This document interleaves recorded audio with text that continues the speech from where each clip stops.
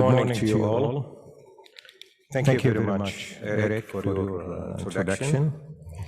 In fact, my paper will be, it's a not welcome paper. It's a speech about, or a paper about education and specifically universities. So, greetings to you all. I'm pleased to be among you in this academic gathering where we discuss one of the most significant issues nowadays. I'm also pleased to be a keynote speaker on an area of great importance for the future, which is education, with universities being the focus of the present paper. I would say, first of all, the mission, all of you know, the mission of the university is multifaceted. Universities contribute to building nations. They participate in preparing highly skilled individuals, overcoming problems facing communities, and building the future. Now, this is the mission of most of the universities in the world. Now, any shortcoming of higher education to cope with the challenges of the fourth industrial revolution and its ramifications, including skills for handling increased data, security, and globalization, lead us to rethink the future of universities. We hope that our present awareness guide us to a better future, because for the better or for the worse, our destiny will be tied up to the future we create by our present decisions. Now, as I said at the beginning of my speech, this paper will be very academic and very scientific. So the paper, as Eric said, entitled University of the Futures, of course, as perceived by myself. And its main goal, or the objective of this paper, two actually. First of all, to analyze the current status of universities, as perceived by me as well. And of course, will not be revealing from all aspects, will be revealing from some specific important or most important aspects of learning teaching process. So I will reveal the current status, then discuss the future challenges, and draw conclusions that pave the way for the universities to participate in realizing a successful future for communities across the globe. And before I talk about my paper, I would like just to little bit say something about the approach that I employed in order to reach to my conclusion. All of you know that there are so many methods and approach in future studies or future fields. But it's necessary to point out that a wide range of methods has been developed in the field of future studies. However, the method of trends impact, and this is what I found in the literature, is found to be the most suitable for the purpose of this paper, my paper. The conclusions derived from this paper are presented as future indicators for university. Again, it's personal view, all right? Okay, now let me start with the first objective of the paper, which is the current status of universities.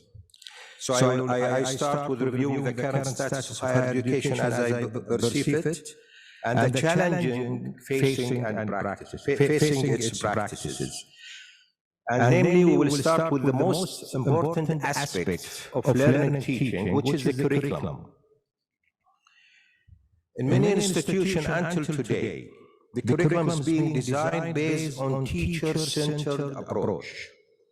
While all the studies and the best practices have shown that the student should be the core focus of learning teaching process, and the teacher to remain a facilitator. On the other hand, we see that some universities, many of which actually are outstanding institutions, still call for the design of the curricula in accordance with the needs of the labor market. At a time when the world is witnessing rapid change in all fields, This includes that outcomes of globalization, such as concept of the global citizen, as well as other complexity resulting from the globalization in general. Now, the call for the design of the curricula based on the needs of the labor market is a practice inherited from 80s. This came after the early industrial revolutions, when the role of the university at that time was merely to prepare the workforce for the industries. However, in the 21st century, the university's role is to prepare the students for the requirements of life, which is the local or global market is just part of it. Okay? So the university role is to prepare the student for the requirements of life holistically, and the local or international labor market are only one aspect of those life requirements. The design of teacher-based curricula led to the emergence of teaching environment in the universities. At a time when most studies indicate that the concept of learning is largely replacing the concept of teaching in the universities. And that university environment should be or should become learning environments, not teaching environments. Learning, and of course we know the difference between the two concepts. The design of the curricula in this way, this is another problem also, has created single-minded graduates who think unilaterally and find difficulties in holistic thinking. Such graduates do not assess issues and ramifications from multi-dimensional view. Perhaps I'll give example about that. Why do we need, why the single-minded thinking is a problem nowadays? Because we have so many challenges. One of the most important challenges, which is the Sustainable Development Goals, which issued by the United Nations, okay? And its elements and sub-elements of that, where we really, the youth face a very big challenge in how to absorb these goals and how to be part of implementing or achieving these goals. So the latest example would be Sustainable Development Goals of the United Nations that we consider today as a condition for the world to build sustainable futures. The first complex challenge facing the world is the achievement of these goals, which will be through the people and more precisely through the youth, who mainly represented by the university graduates and the graduates of the educational system. Now looking at these goals, I don't know whether, looking at these goals with their three elements, environmental, economical, and social, and the complexities of these three elements, which is so many sub-elements, reveal the importance of holistic thinking, or what we call systems thinking. And of course, you know the concept, what does it mean? That's shown in figure 1 here. Okay, now let's move to another challenge. Now, for centuries, the university goals have always been limited to three: preparation of the workforce, research development, and community service. Despite the great and rapid transformation that the world is witnessing, a large majority of universities have continued to work within the framework of these goals without adaptation to change. These universities operate to ensure the mere employment of young people and not to prepare them for future life full of challenges and complexities. In addition, their approach to community service remains within a narrow framework and includes only continuing education programs and technical advice. Universities should review their missions in the light of the change that the world is witnessing. Another challenge as well. Universities traditionally abandon the responsibility of training in all its stages. They focus only on learning, teaching, and education. They abandon the training, starting from the career-related qualification, occupational qualification, and ending with in-service training. Most of the university actually do nothing about training. They only prepare the graduate for the workplace or for the life or whatever. But what about if there is any special needs or requirements for the labor markets for the graduate to start the job? Nobody can handle this role, okay? So, many universities believe that their role ends at the stage of preparing the student at graduation, while the labor market institution believe that the graduate is not ready to start the job. The graduate stands here rightfully in a state of confusion. The statement which says the education outcomes are incompatible with the needs of the workforce resulted from the fact that universities have abandoned training after the education stage. Okay, we'll move now to some global concept which is actually absent from the environment of most of our universities. In many universities around the world, some of the main concepts imposed by globalization are missing. For example, the concept of a global citizenship, learning portfolio, where the students can reflect on his own data and synthesize a new information to be added to his knowledge. Education for sustainability and the global graduate, all right? Although in other universities, these consist subject courses actually taught within the curriculum, the absence of these concepts made some universities irrelevant to the requirements of the era. And of course, this reflects on the future of the graduate. Now, we will move, this is the last challenge, which is the campus life. How the university receives the campus life, the concept of the campus life. Now, some universities, campus life to be a set of extracurricular activity that fill the spare time of students with beneficial programs. This is now the traditional definition of campus life in most of our universities. This is mainly within a very traditional framework that prevails in many universities. Today, with all changes and complexity of life, and where the student no longer has free time for extracurricular activities, mainly due to the social media, we must rethink the activities that will help the student to develop professional and social life seamlessly. Campus life should be no longer be perceived as a supplement of the educational process, but the major and essential part of it. Now, what I have said actually are the challenges that face the universities as perceived by me. Now, we move to the last part, or to the second objective of the paper, which is the synthesis of the future indicators of the university we want. Everybody wants, actually.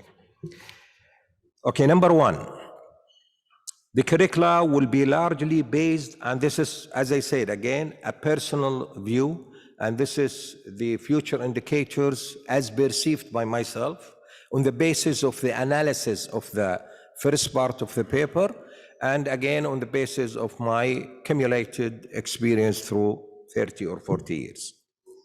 Now, number one, the indicator number one, the curricula will be largely based on the students, and the teacher will not have a role beyond guiding, facilitating, and motivating. The students will undertake a greater role in the learning process and will work on self-education through a reflective cycle. We're supposed to have the reflective cycle, I don't know. okay, which considers that information is available via various sources and that the students will meditate on this information, describe it, analyze it, interpret it, and derive knowledge from it. This is what I call it the reflective or intellectual reflective cycle. It will be added to the balance of the student knowledge as shown in Figure 2 through the circle of intellectual reflection, and the curricula will be globalized and will not only reflect the local image.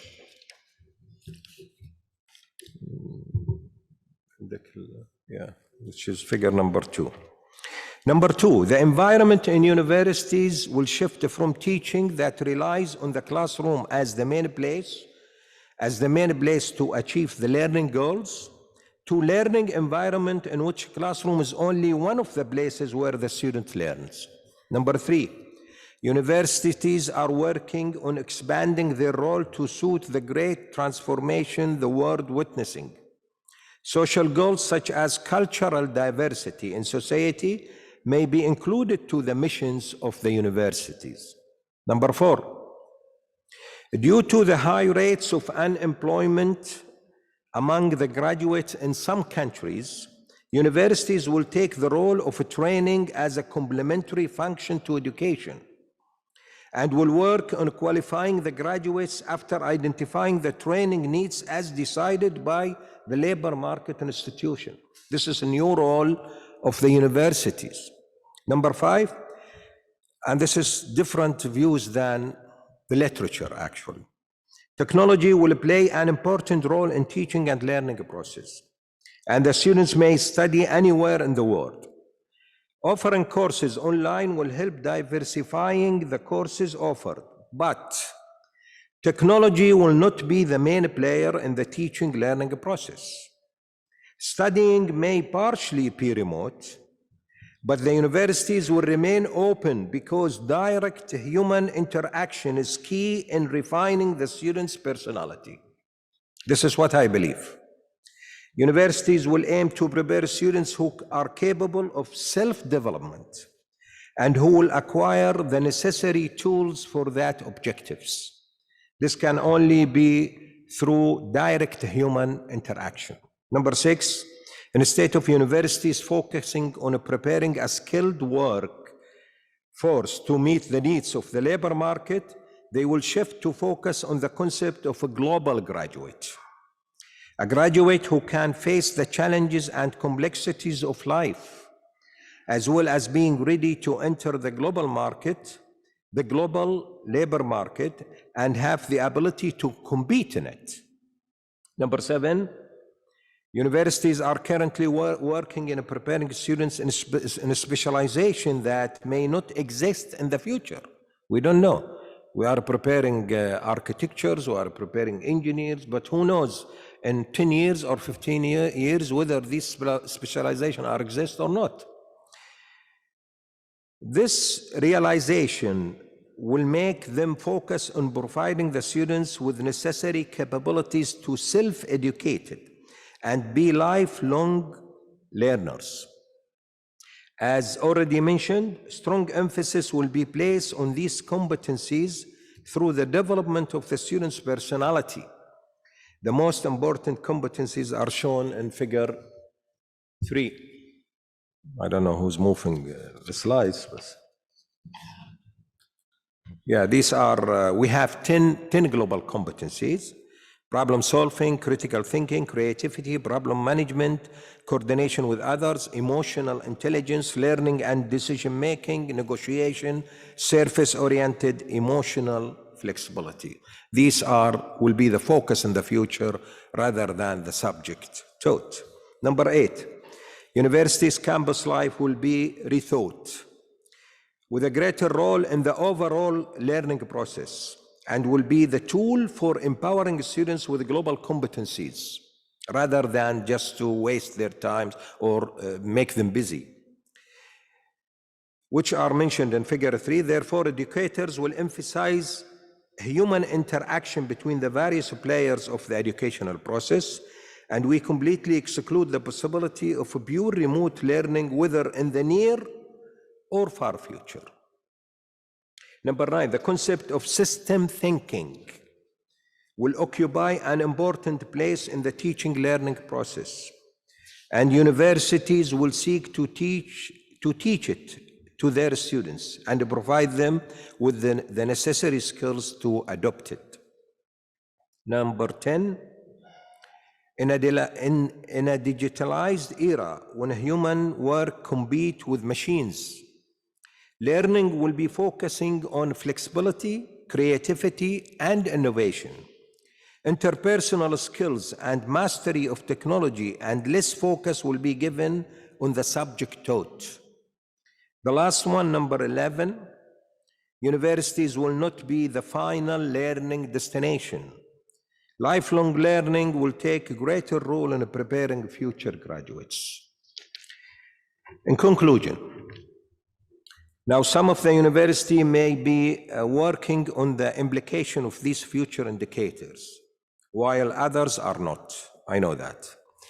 The indicators presented and my initial forecasts remain personal views that are built from experience and observations accumulated over the decades of service in multi-educational systems. However, I look forward to deepening our pursuit for a scenario for the future of universities through a systematic collaboration research project. I invite all interested futurists to participate in a project that Prince Mohammed bin Fahd University and the UNESCO Chair for Intergenerational Studies at PMU will be launching this year under the name of Higher Education 2030. We aim at illustrating scenarios for the future of higher education from a multi-dimensional lens. We invite futurists in social sciences, AI, filmmaking, engineering, business, economics, and entrepreneurship, as well as other relevant fields, to participate in the exciting project that will be fully funded out of the PMU Junior interest, to serve the academic communities globally, as well as the youth around the world. Finally, I thank you all, and I hope this paper will be an addition to the conference, hoping that it will achieve its planned goals and help exploring the future of universities in the world. Thank you very much, and sorry for long day. Thank you.